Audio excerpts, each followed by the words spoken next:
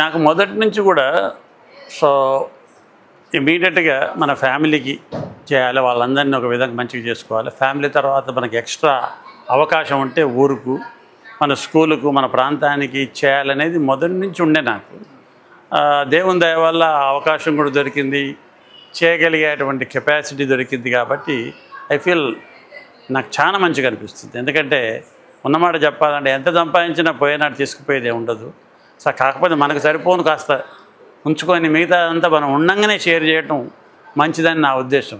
వాళ్ళు కూడా నేనే కాదు నాకంటే ఎక్కువ చేస్తున్నారని విని ఇంకా సంతోషంగా అనిపిస్తుంది.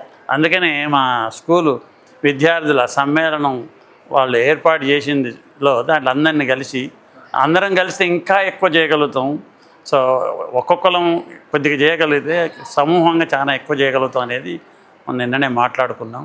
సో వాళ్ళని ముందు లీడర్స్గా ఉంచి సో మిగతా వాళ్ళందరూ వాళ్ళ బాటలో నడిస్తే మన ఊరును, మన ప్రాంతాన్ని సో చాలా మంచిగా చేసుకోవచ్చని నాకు చాలా నమ్మకం ఉంది. అది నేను అన్నాను కదా, మొదలు ఇంజనీర్ని అయ్యి అమెరికా పోవాలనేది నాకు చిన్నప్పటి నుంచో ఉండే. మరి అది ఆ తర్వాత మెడిసిన్కి పోయినాక కూడా చాలామంది లాస్ట్కి అనుకున్నారు, కానీ నేను ఫస్ట్ సెకండ్ ఇయర్లోనే డిసైడ్ చేసుకున్నాను అమెరికా పోవాలని.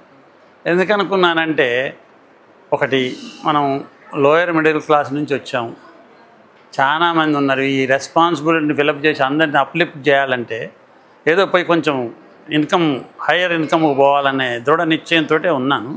అయితే నాతోటి ఉన్న వాళ్ళందరూ కూడా సీనియర్ మెడికల్ స్టూడెంట్స్. వాళ్ళు అప్పుడే ఈ అమెరికా ఎగ్జామ్ తీసుకొని అమెరికా పోతున్నారని వినటం చూడటం జరిగి ఆ ప్లాన్లోనే ఉన్నాను. కానీ ఎంబీబీఎస్ అయిపోయిన తర్వాత ఆ లోపల నా పెళ్ళైన తర్వాత మా బ్రదర్ ఇన్ లా మిర్యాలగూడెంలో మంచి బిజీ ప్రాక్టీస్ ఉంది.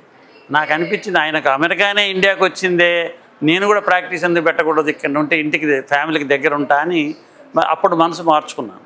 అయితే మీరు మంచిగానే ఉంటుంది కానీ మీరు ఎంబీబీఎస్ సరిపోదు, ఎంఎస్ చేస్తే బాగుంటుంది ఇక్కడ ప్రాక్టీస్. కానీ ఆయన అంటే అప్పుడు ఎంఎస్కి అప్లై చేస్తే దొరికింది, నాకు చాలామంది దొరకలేదు, దొరికింది. ఆ ఎంఎస్ కూడా కంప్లీట్ చేసే లోపలనే సరే అందరితో పాటుగా ఫ్రెండ్స్ తోటి ఎగ్జామ్ తీసుకుందామని మలేషియా పోతే పాస్ అయినాక మా ప్రొఫెసరే ఎన్బీకే రెడ్డి అన్నాడు, ఏం చేసుకుంటావా ఎంఎస్ తోటి, అమెరికా వెళ్ళిపో, చాలామంది పాస్ కాలేక ఉంటుంటే నువ్వు పాస్ అయ్యి ఇక్కడ అనుకుంటావు, పో అంటే ఇక ఆయన అడ్వైస్ కూడా తీసుకొని సరే మంచిగానే ఉంటుందని ఇక మా బ్రదర్ ఇన్ లా కూడా మీకు ఇష్టం లేకపోతే 5 ఏళ్ళలో కొంత మనీ సేవ్ చేసుకొని రాండి ఇక్కడ క్లినిక్ పెడదురు అన్నారు. ఇక ఆ తర్వాత అక్కడికి పోయినాక వచ్చేవాళ్ళు చాలా తక్కువ.